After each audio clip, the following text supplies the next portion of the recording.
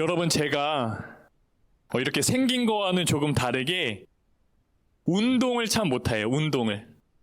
제가 운동에 대해서는 아무런 재능이 없는 사람입니다. 그래서 저를 처음 보는 사람들이 말해요. 아, 운동 잘하게 생겼다는 거예요. 저를 탁 보더니. 근데 제가 정말 못해요. 농구를 하면은 넘어지고 축구를 하게 되면은 제가 공을 만져보지를 못합니다.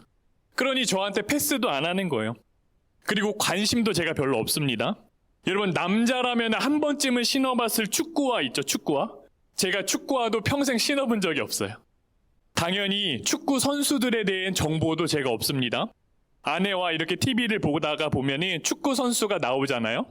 그러면 아내가 저한테 묻는 거예요. 여보, 저 사람 유명한 사람이야? 그러면은 제가 이렇게 대답하는 겁니다. TV에 나왔으니까 유명하시겠지. 제가 모르는 거예요. 그러니까 아내도 더 이상 저에게 운동이나 축구 선수에 대해 묻지 않습니다. 그러니 제가 운동 경기를 본다? 월드컵 때만 제가 축구 경기를 조금 보는 거예요.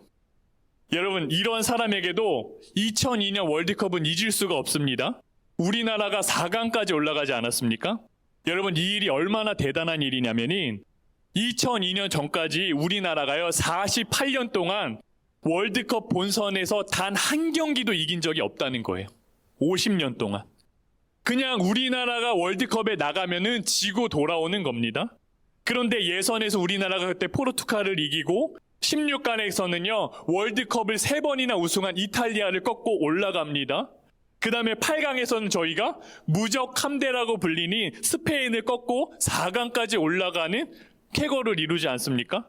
당시에는요 축구계에서 기적이라고 막 외신이 소식을 전하기도 했어요. 한국이 4강에 간다고? 말도 안 된다는 겁니다. 그러니 당시에 사람들이요 모이기만 하면은 월드컵 경기를 다 보는 거예요. 긴장 속에서 경기를 보다가 막 골이 터지면 기뻐하고 모르는 사람끼리 부둥켜 안고 막 울면서 보는 사람들이 그때 엄청 많았다고요. 그런데요, 제가 오늘 설교 준비하면서 그때 월드컵 다시 돌려봤거든요. 근데 그 정도로 감동이 밀려오지는 않는 거예요. 왜요?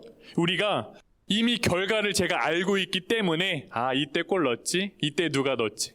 그 정도의 감흥과 감격이 있지 않은 겁니다. 여러분, 오늘 우리가 읽은 말씀은요 그 유명한 엘리야와 사르밧 과부의 이야기입니다. 3년 반 동안 여러분 비가 내리지를 않았어요. 온 나라가 가뭄으로 고통을 당하고 있었습니다. 그런데 엘리야가 오늘 과부를 만나서 물과 빵을 달라고 하는 거예요. 과부가 뭐라고 말하죠? 빵 하나 만들 밀가루 조금과 기름 조금밖에 없습니다. 제가 죽기 전에 빵을 만들어서 아들과 함께 먹고 죽으려고 합니다. 엘리야가 뭐라고 말합니까? 그 빵을 나한테 먼저 가져다 주고 당신과 아들 빵을 만들어서 먹으라는 겁니다. 그 과부가 순종했더니 가뭄이 그칠 때까지 뒤주의 밀가루와 병의 기름이 마르지 않았다. 여러분, 우리가 이거 너무나도 잘 아는 말씀 아닙니까? 그런데 여러분, 사르밧 과부 이야기를 들으면 여러분 어떠세요? 솔직히 아무런 감동도 없어요. 죽기 전에 빵 만들어 먹고 아들이랑 죽으려고 했습니다. 너무 극적인 얘기인데요. 아무런 감동이 없다는 겁니다. 우리가 어떨 때는 이 말씀을 듣잖아요. 그러면은 우리 기분에 따라서 이 말씀이 언짢게 들리기도 한다고요. 왜요? 아니 뭐야, 목사님 이거 목사 잘 섬기라는 말씀 아니에요? 아니 목사님 새해 첫 주일부터 목사 잘 섬기라고 설교하시는 겁니까? 여러분, 우리가 왜 이런 마음 드는 겁니까? 결과를 알기 때문에 그런 거예요. 결과를 알면은 여러분 긴장감도 없는 겁니다. 여러분, 우리가 결과를 알잖아요. 먹고 죽을 것도 없는데 그 빵 하나 엘리야에게 주었을 때 밀가루와 기름이 떨어지지 않는 기적이 그 가정에 나타났다. 우리가 다 아는 이야기라고요. 그러니 그깟 빵 하나 우리가 줄 수 있다고 생각을 합니다. 그러나 여러분, 아무리 하나님의 말씀이라도 결과를 눈으로 보지 않은 이상은요 우리가 순종하는 일이 무척이나 어렵다라는 거예요. 못한다는 겁니다. 여러분, 작년 봄에 우리가 성전 공사가 한창일 때 상가 교회에서 목회하시는 목사님으로 선교 편지 한 통이 왔습니다. 목사님 가정으로부터 시작된 작은 교회가 이제는 내 가정이 모여서 함께 예배를 드리고 있다는 거예요. 아이들도 함께 예배를 드리는데 1층의 중국집에서 올라오는 냄새와 연기 때문에 그 예배당이 가득 찬다는 겁니다. 도저히 예배 드리기가 힘들다는 거예요. 그 개척교회 힘든데 그 보증금도 조금 모아두셨다는 겁니다. 그래서 교회를 이전하려고 하는데 여전히 비용이 부족하다라는 거예요. 그러니 기도해달라는 겁니다. 그때 저희가 한창 교회 공사가 진행되고 있었습니다. 여러분, 우리도 돈이 아쉽잖아요. 매주 결제해줘야 된다고요. 우리도 아쉬운데 하나님께서 주시는 마음은 너무나도 분명한 거예요. 도우라. 자꾸 생각나게 하시는 겁니다, 마음에. 그때 우리가 성도님들께 제가 말씀을 드렸는데 한 마음으로 동의해 주시는 겁니다. 그래서 우리 성도님들이 7월에 맥주감사주일 우리가 드리면서 우리 성도님들이 온전히 하나님께 봉헌한 그 헌금 110만 원을 그 이전 비용으로 보내드렸습니다. 목사님이 9월 첫 주일에 전화가 오는 거예요. 목사님, 저희 이전 잘해가지고요, 새 예배 처소에서 예배 드립니다. 함께 와주셔서 예배에 참여해 주세요. 제가 우리 성도님들 대표로 다녀왔습니다. 부족한 재정도 하나님이 다 채워주셨다라는 거예요. 할렐루야, 은혜지요. 그런데 여러분, 얼마 후에 그 우리들 교회 김은창 목사님께 제게 전화가 오는 겁니다. 할렐루야, 목사님. 네, 목사님 안녕하세요. 전화를 받았어요. 우리들 교회에서 이번 맥주감사절을 지냈는데 우리 헌금, 맥주감사절 헌금을 송곡교회 건축 헌금으로 보내기로 결정을 했습니다. 그렇게 해서 보내주신 헌금이 1,000만 원이었어요. 여러분, 우리의 삶 가운데 나타난 결과를 알면 쉽다고요. 목사님, 그거 1,000만 원 헌금 들어올 거니까 100만 원 그거 값이 쉬운 일 아니에요? 근데 몰랐잖아요. 모르니까 어려운 거라고요. 여러분, 제가 2018년 1월 2일에 우리 송곡교회에 부임했습니다. 그런데 8년이 지나고 25년 3월 17일에 저희 성전 공사가 시작이 되었어요. 만약에 제가 처음 우리 교회 부임하던 날 하나님께서 최 목사, 아니죠, 그때 제가 목사도 아니고 전도사였습니다. 최 전도사, 8년 뒤에 3월 17일에 공사가 시작될 거야. 내가 건축 헌금도 4억 정도 다 이렇게 보내줄게. 이렇게 말씀하셨다면 어떻겠습니까? 제가 할렐루야 노래를 부르면서 8년 동안 우리 성도님들과 기쁨으로 그 시간을 다 보내왔겠죠. 그런데 그렇지 않았다라는 거예요. 8년간 제가 우리 성도들과 은혜 안에 거할 때도 있었고요. 아주 마음이 무너져 있을 때도 있었다고요. 왜요? 그 결과를 모르잖아요. 그 뒤에 일어난 일들을 제가 알 수가 없었잖아요. 여러분, 제가 4년 전에 크리스마스 이브를 잊을 수가 없어요. 제 인생의 최악의 크리스마스 이브였습니다. 그때 이사를 하는 시즌이어가지고 이사를 하면서 전세대출 문제로 제가 은행을 여러 번 왔다 갔다 해야만 했습니다. 제가 국가대출을 받아야 하기 때문에 저희 아내도 함께 은행을 가야 하는 거예요. 아침부터 아이들 어린이집 보내놓고 은행에 가가지고 아이들 5시 하원할 때까지 그 은행 창구 앞에서 저랑 아내가 대기를 타는 겁니다. 그런데도 대출이 안 나왔어요.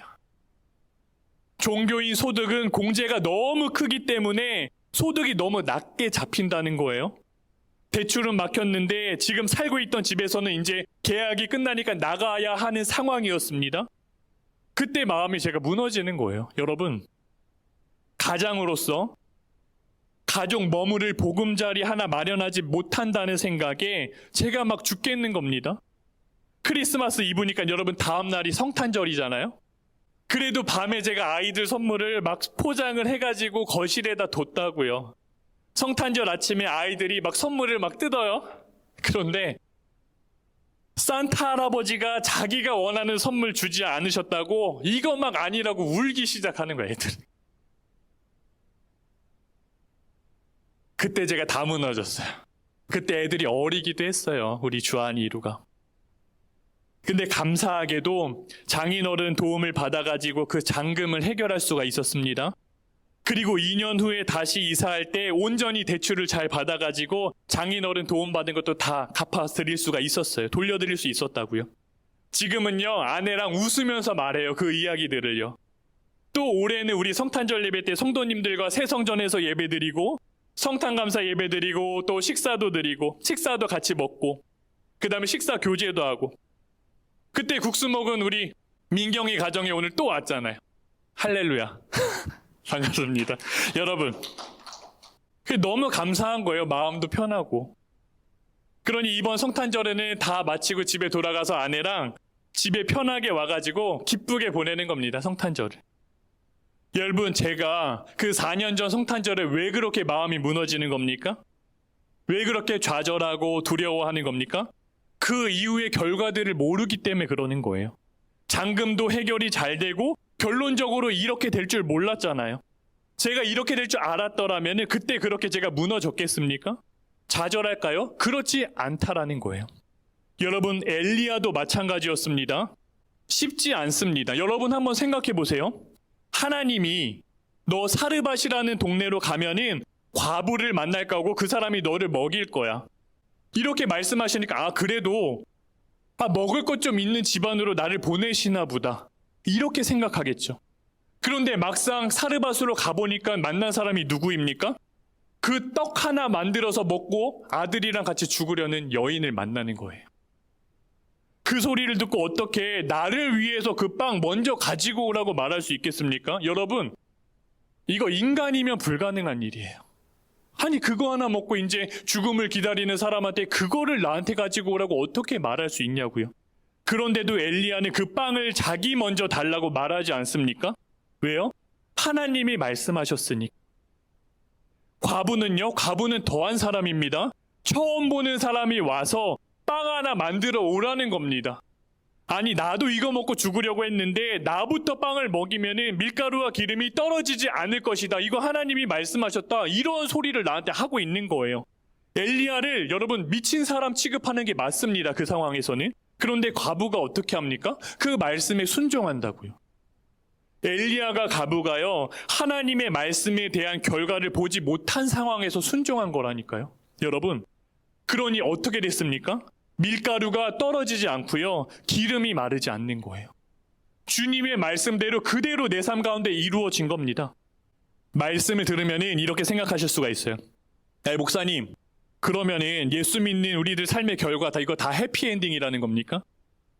하나님의 말씀에 순종하며 문제 다 해결해 주실 것이다. 지금 어렵고 힘들어도 그러니까 참고 견뎌라, 기다려라 말씀하시는 겁니까? 여러분, 제가 그렇게 말씀드리는 게 아니에요. 여러분, 밀가루와 기름이 마르지 않았다. 과부와 아들은 평생 행복하게 잘 먹고 잘 살았다. 여기서 성경이 끝나면은 그렇습니다. 그런데 성경이 여기서 끝나질 않아요. 우리가 성경 읽진 않았지만 다음에 어떤 내용이 이어지냐면요, 이러한 경험을 가지고 난 이후에 과부의 아들이 죽습니다. 병에 걸려 죽어요. 먹고 죽을 것도 없어가지고 빵 하나 만들어 먹고 아들과 죽으려고 했는데 하나님이 이 문제를 해결해 주셨습니다. 지금까지 잘 먹고 잘 살았더라고요. 그런데 갑자기 아들이 병에 걸려 죽는 거예요. 제가 성경을 읽고 말씀을 묵상하는데 이게 도무지 이해가 되지 않는 겁니다. 여러분, 아들이 죽었을 때 품에 안았던 아들을 엘리야에게 그 여인이 건네주거든요. 그러니 그 아이가 품에 안아서 건네줄 정도로 어리다는 거예요. 하나님의 기적을 경험하고 막 수십 년이 지난 거 그런 거 아닙니다. 잠깐이었다고요. 그러니 아니, 하나님은 병들어 죽게 하실 거면은 차라리 그냥 굶어 죽게 내버려 두시지. 아니, 왜 살려주셨다가 왜 또 죽이시는 거야? 이해가 안 되는 겁니다. 근데 말씀을 묵상하는데 하나님이 이 마음을 주시는 거예요. 문제 해결이 답이 아니라는 겁니다. 여러분, 사르밧 과부 어린 아들에게 있어서 먹고 사는 문제를 해결해 주시는 게 답이 아니라는 거예요. 여러분, 열왕기상 말씀이 바벨론 포로로 살고 있는 이스라엘 백성들에게 준 성경입니다. 포로로 살고 있는 이스라엘 백성들에게 문제가 해결되는 건 무엇입니까? 포로 생활이 끝나는 거라고요. 그런데 그렇게만 되면 또 문제를 만나게 된다는 겁니다. 여러분, 이스라엘 백성들이 왜 망했습니까? 왜 하나님의 징계를 받고 왜 포로로 살고 있는 겁니까? 먹고 사는 문제 해결하려고 어떻게 했습니까? 하나님만 섬긴 게 아니라 바알도 같이 섬겼다고요. 바알 풍요의 신이고 비를 주관하는 신이라고 알려져 있으니 비를 주관하는 신을 함께 섬긴 거예요. 여러분, 솔로몬 때부터 슬금슬금 우상이 이스라엘로 들어오기 시작을 했습니다. 하나님도 섬기고 우상도 섬겼습니다. 그런데 아합 시대에 어떻게 됐습니까? 대놓고 바알과 아세라를 섬기기 시작했다고요. 아합은요, 지금까지 보지도 듣지도 못했던 아주 최악의 왕이라고 성경에 기록하잖아요. 3년 반 동안 비가 오지 않으니까 이스라엘 백성들이 어떻게 합니까? 더 바알한테 가가지고 싹싹 비는 거예요. 비를 내리게 해달라고. 여러분, 제가 재작년이죠, 어르신 댁에 방문하는 일을 하지 않습니까? 어르신 댁에 딱 방문을 했는데 한숨을 푹푹 쉬는 거예요. 벌써 세 번째야, 벌써 세 번째. 아니, 어르신, 뭐가 벌써 세 번째라는 거예요? 올해는 김장, 그 배추를 3번이나 심었다는 겁니다. 처음에 심었는데 비가 오지 않아가지고 이게 다 말라 타 죽었다는 거예요. 그러니 어떻게 해요? 다시 심어야죠. 두 번째 김장을 심었습니다. 이번에도 비가 오지 않는 거예요. 이번에는 내가 죽이지 않겠다. 물을 막 끝까지 대서 부었다는 겁니다. 물을 주고 아침마다 점심에 나가 저녁에 또 줬는데도 감당이 안 되는 거예요. 또 죽었다는 거예요. 그래서 이번에 3번째로 다시 김장을 심었다라는 겁니다. 여러분, 3달만 비가 오지 않아도 아무것도 안 돼요. 배추 하나도 안 자란다고요. 그런데 이스라엘에요, 3년 6개월 동안 비가 오지 않았습니다. 그러니 그 땅이 죽은 겁니다. 죽음이에요. 이 땅에 살아있는 게 아무것도 없는 겁니다. 그러니 이스라엘 백성들이요, 바알한테 더 매달리는 거라고요. 비 좀 제발 내리게 해달라고. 먹고 살게 해달라고 우상 앞에 가는 겁니다. 여러분, 먹고 사는 문제가 해결되었던 과부의 아들이 죽었습니다. 그런데 엘리야가 그 아들을 위해서 기도하니까 살아나요. 그때 과부가 뭐라고 말하냐면은 24절에 보면은 이제야 저는 어른이 바로 하나님의 사람이라는 것과 어른이 하시는 말씀이 참으로 주님의 말씀이라는 것을 알았습니다. 여러분, 이제야 과부가 하나님을 바르게 알았다라는 거예요. 여러분, 하나님이 밥 주시는 분 아니라는 겁니다. 하나님은 우리의 영혼을 살리시고 생명을 일으키시고 구원하시는 분이라는 거예요. 이 사실을 과부가 그때 알았다라는 거예요. 여러분, 성경을 한번 쭉 집에 가서 읽어보시면 아시겠지만 과부가요, 그 밀가루와 기름이 떨어지지 않는 기적을 경험하고 나서도요, 하나님을 향하여 이렇게 고백하지 않았다고요. 그냥 신기하기는 했겠죠. 그냥 먹고 살기 좋았다고요. 문제가 해결이 되니까 나만 보이는 거예요. 나만. 이제 좀 살겠다. 하나님 보이지 않습니다. 그런데 아이가 죽고 하나님께서 살리시는 걸 본 다음에는 그제야 달라지는 거예요. 여러분, 예수 믿는 우리의 인생은요, 문제 해결이 해피엔딩이 아니라는 겁니다. 우리 인생의 해피엔딩은요, 과부의 고백처럼 하나님을 아는 데에 이르는 거예요. 하나님을 아는데. 제가 재작년에 그 경기도 화성에 있는 6.1교회에 제가 헌신 예배 말씀 전하러 다녀왔습니다. 이제 또 말씀 전하러 왔다고 저녁을 맛있는 것을 대접해 주시는 거예요. 제가 그 6.1교회 장로님 옆에 앉아서 식사를 하는데 장로님이 제가 이렇게 말하는 겁니다. 목사님, 제가 올해 비가 오지 않아가지고 고구마 농사 지은 것을 몽땅 트랙터로 갈아엎었다는 거예요. 그냥 가만히 내버려둔 게 아니라 트랙터로 다 갈아엎었습니다. 엄청나게 많은 농사를 지으시는 거예요. 여러분, 1년 농사를 다 갈아엎은 겁니다. 그냥 망한 거라고요. 그날 저녁 예배 때 장로님이 여기 딱 맨 앞에 앉으셔가지고 찬양하지 않습니까? 그런데 막 기뻐 뛰면서 막 찬양을 하시는 거예요. 그 모습을 보면서 제가 은혜를 받았습니다. 은혜를 제가 끼치러 가야 하는 사람인데 그 1년 농사 망해서 트랙터로 갈아엎은 장로님이 하나님 앞에 기뻐 뛰며 찬양하는 모습에 제가 은혜를 받은 거예요. 아니, 저게 고구마 지금 다 갈아엎고 오신 분이 맞나? 아니, 뭐가 기뻐서 저렇게 찬양하시는 건가? 제 마음 가운데 주님이 하셨다는 겁니다. 하나님께서 장로님 안에 그 마음 가운데 역사하시는구나. 그러니까 장로님 막 기뻐 뛰며 찬양하시고요. 저는 그 모습을 보면서 울면서 또 찬양하는 거예요. 여러분, 문제 해결에서 끝나면은 하나님은요, 바알과 다를 바가 없는 겁니다. 바알은 죽은 신입니다. 아무것도 할 수 없어요. 죽은 사람 살릴 수도 없다고요. 우리의 영혼 구원할 수도 없다라는 말입니다. 그러나 하나님은 살아계신 하나님이라는 거예요. 열왕기상 성경을 보면은 무슨 말이 계속 등장하냐면은 하나님은 살아계시다라는 말이 계속해서 사용을 합니다. 살아있다는 반대가 뭡니까? 죽었다는 거예요. 바알은 죽은 신이다. 이스라엘 백성에게 계속 말해주는 겁니다. 바알에게는 생명이 없다라는 거예요. 3년 반 동안 비를 내리지도 못하잖아요. 그 땅 가운데 이슬 한 방울 맺히게도 못하는 게 바알이잖아요. 하나님께서 여러분 왜 엘리야를 이스라엘 백성에게 보내셨습니까? 왜 우상천지 그 본거지 사르밧 과부가 살고 있는 그 땅에 엘리야를 보내신 겁니까? 내가 살아있는 하나님이라는 거예요. 비를 내리는 건 나야. 너희에게 살 길을 여는 건 나야. 분명하게 말씀하시는 거라고요.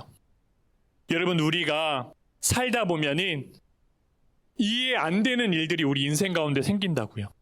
아니 왜 하필 나한테 이런 일이 생기죠? 아니 왜 하필 하나님 납니까? 나 열심히 교회 다니고 신앙생활 했는데 왜 나냐고요. 왜 이제 나이 먹으니까 이곳저곳이 아파서 일어나기도 힘들고 이렇게 나 초라하게 만드시는 겁니까? 하나님께서 나 계속 함께 하시는 줄 알았는데 근데 왜 내 아들이 죽냐고요. 여러분 과부가 뭐라고 말하냐면 왜 하나님의 사람이 우리 집에 와가지고 아들을 죽게 하냐는 겁니다. 왜 내 죄를 생각나게 하시냐는 거예요. 과부가 그렇게 고백을 합니다. 막 자기 탓을 하는 거라고요. 내가 뭐 잘못한 게 있다고. 여러분 사람이 그렇습니다. 우리가 힘든 일이 생기면은 내가 뭐 잘못했나? 내가 기도 안 했나? 내 믿음이 부족한 건가? 자꾸 막 나를 탓하게 된다고요. 사랑하는 가족이 아파요.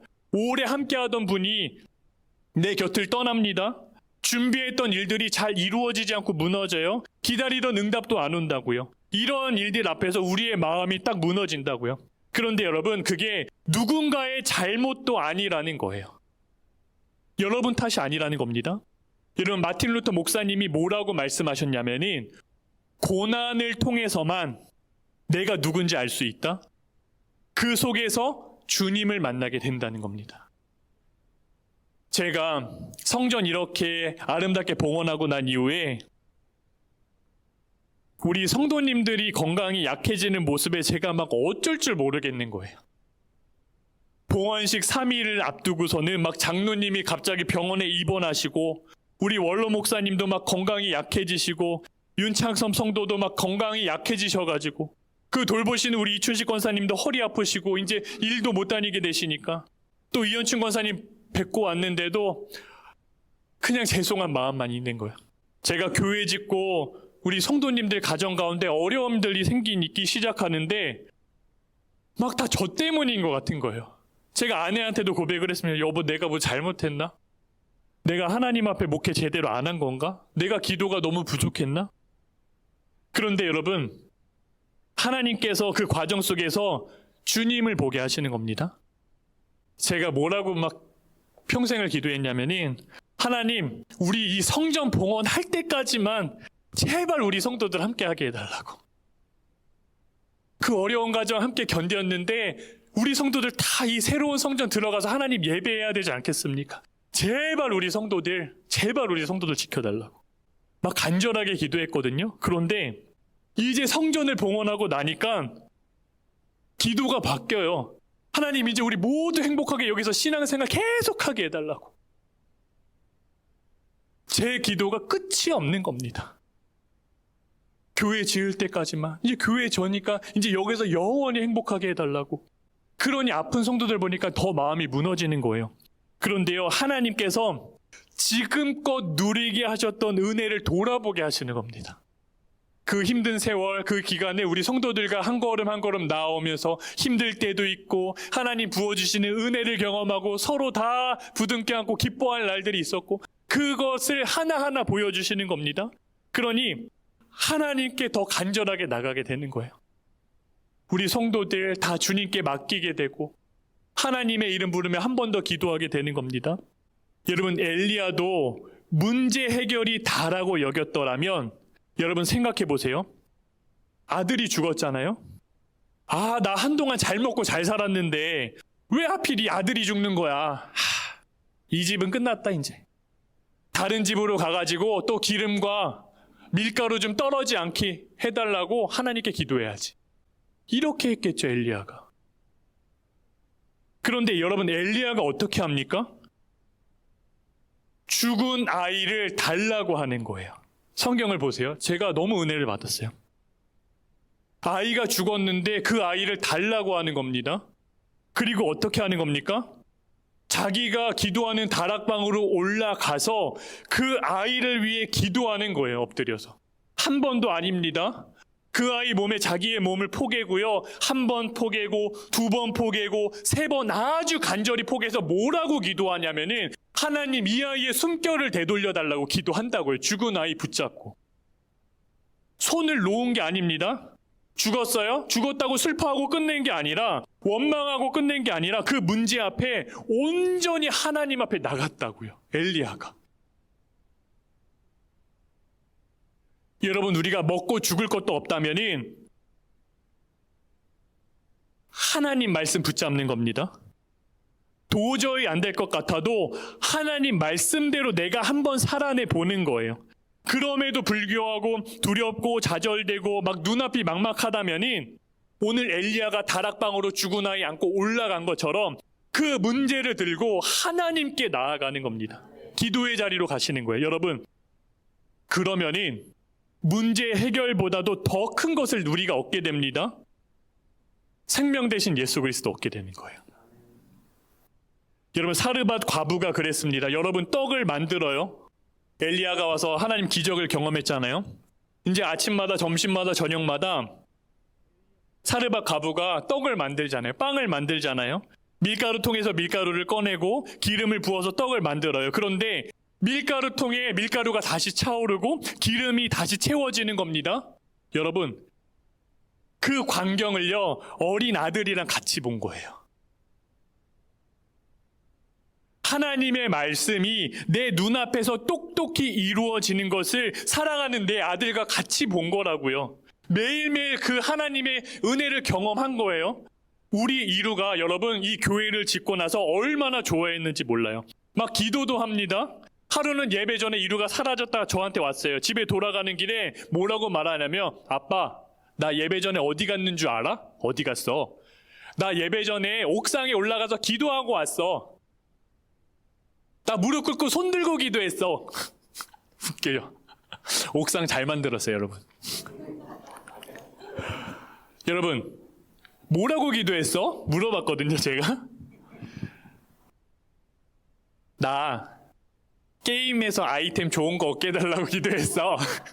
이렇게도 기도하고 그 다음에 뭐라고 말을 하냐면, 아빠, 송곡교회에 사람들 많이 좀 보내달라고 기도했어. 하나님 좀 만나게 해달라고 기도하고 왔어. 여러분, 우리 송곡교회가 이렇게 세워진 모습이요, 저 어린아이 눈에 봐도 신기한 거예요. 이루가 다 봤습니다. 엄마 아빠가 맨날 교회 건축하게 해달라고 기도하는 걸 봤고요. 그리고 우리 교회 오시는 손님들마다 저희가 아이들 데리고 나가지 않습니까? 같이 그러면 보는 게 뭐냐면은 그 우리 교회 오시는 분들이 다 우리 교회 건축을 위해서 기도해 주시는 분이에요. 밥 먹고 교제하면서도 다 우리 교회 지어달라고 그 얘기만 하시는 겁니다. 그 모습을 우리 이루가 맨날 따라다니면서 봤다고요. 근데 진짜 교회가 세워진 거예요. 교회가 세워지고 아빠가, 저 아빠 울지 않게 생긴 아빠가 맨날 우는 모습을 다 본 겁니다. 얼마나 놀라운 은혜입니까? 하나님이 우리의 삶에 문제를 해결해 주시는 거를 사랑하는 우리 자녀들과 똑똑히 본 거라고요. 여러분, 이거보다 행복한 일이 어디 있어요? 그런데 여러분, 이루 안에요, 하나님이 문제만 해결해 주시는 분으로만 끝나면 그거보다 더 두려운 일이 없는 겁니다. 교회 지어주신 하나님, 기도에 응답해 주시는 하나님, 거기서 끝나면 절대 안 되는 거예요. 왜요? 하나님이 만약에 이루 인생 가운데 하나님이 기도 응답이 더디게 해주시면, 하나님이 문제 해결 안 해주시면 이루가 이 세상의 바알과 아세라를 찾아가지 않으리라는 법이 어디 있어요? 그거 장담할 수 없는 거예요. 여러분, 이스라엘 백성들이 어린 아이들이었습니까? 다 큰 어른들이었다고요. 배울 만큼 배운 사람들이 또 많았어요. 그래도 바알과 아세라를 찾아가잖아요. 문제 해결만 바라보면 그렇게 된다고요. 여러분, 사르밧 과부가 언제 고백합니까? 먹고 사는 문제 해결되었을 때 하나님을 찬양하고 고백했습니까? 그때는 한마디도 안 했어요. 나만 본다고요. 아, 살만하다. 야, 신기하네. 야, 신기하다. 그럼 언제 고백합니까? 아들이 죽고 살아났을 때 이제야 당신이 하나님의 사람인 줄 내가 알겠습니다. 그렇게 고백하잖아요. 그러니 저도 우리 자녀들을 위해서 기도할 때 이렇게 기도하는 거예요. 하나님, 내가 만난 하나님, 우리 주한이 이루도 좀 만나게 해주세요. 문제만 떡떡 이렇게 해결해 주시는 그 하나님 아니라 정말 영혼을 살리고 생명을 일으키고 나 구원하신 하나님, 우리 주한이 이루도 만나게 해달라고, 살아계신 그 하나님 만나게 해달라고 간절히 기도하게 되는 거예요. 우리가 이번에 기도카드 작성한 걸 이렇게 읽어보면서 가족을 위한 기도, 또 지인들을 위한 구원에 대한 기도 제목들이 많이 올라왔습니다. 여러분, 우리가 그분들 처음 교회 모시고 와요. 그분에게 예수님을 전해요. 근데 우리 안에 문제만 해결하는 하나님으로만 딱 알고 있으면요, 그분이 흔들릴 때 우리가 중보하며 기도해 드릴 수가 없다고요. 문제 해결만 해달라고 기도할 수밖에 없어요. 그러면 하나님이 아니라 다른 신들 찾아가도, 다른 우상 밑에 가도 다 똑같은 거거든요. 그러니 우리 안에 나를 살리신 하나님이 우리 아버지에게, 우리 어머니에게, 아내와 남편, 내 자녀들, 친구, 지인들에게 온전히 그 만나게 해달라고 그렇게 기도하시는 겁니다. 여러분, 우리가 2026년 첫 주일 새해입니다. 올해도 우리가 올해 앞에, 우리 눈앞에 무슨 일이 있을 줄 모른다고요. 어떤 어려움이 찾아올지, 어떤 문제가 생길지 아무도 몰라요. 건강 문제도 생길 수 있습니다. 경제적으로 힘들어질 수도 있어요. 여러분, 가족 때문에 내 마음 다 무너질 수도 있다고요. 기다리던 응답이 또 더딜 수도 있습니다. 심지어는요, 여러분, 올해 먹고 죽을 것도 없을 상황에 내가 놓이게 될 수도 있어요. 여러분, 우리가 그때 기억하시는 겁니다. 우리 인생은 문제 해결에 달린 게 아니다. 구원의 하나님을 만났느냐 아니냐에 달린 거다. 그러니 지금 눈앞에 있는 어려움이 있어도 하나님의 말씀을 우리가 붙잡는 겁니다. 도저히 안 될 것 같아도요, 하나님의 말씀대로 한 걸음 한 걸음 우리가 정말 살아내 보시는 거예요. 정말 막막하다면이 그 문제를 들고 여러분, 엘리야처럼 그 다락방에 올라가 하나님께 간절히 기도했던 것처럼 우리가 그 문제 딱 안고요, 다른 데 가는 거 아닙니다. 하나님 앞으로 나가시는 거예요. 그러면 문제 해결보다 더 크고 비교할 수도 없는 그 놀라우신 구원의 하나님을 만나게 되는 거라고요. 우리 인생 가운데 그분을 만나게 되면요, 여러분, 우리가 사는 겁니다. 오늘 우리가 이제 예배 후에 새해 첫 성찬을 받습니다. 성찬은 우리가 예수님의 생명으로 다시 살았음을 고백 드리는 거예요.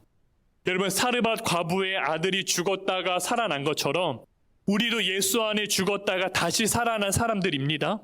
그러니 2026년 성찬을 받으면서 우리 안에 지금도 여전히 살아계시는 예수님과 동행하시는 기쁨의 한 해가 되시기를 주님의 이름으로 축복을 드립니다.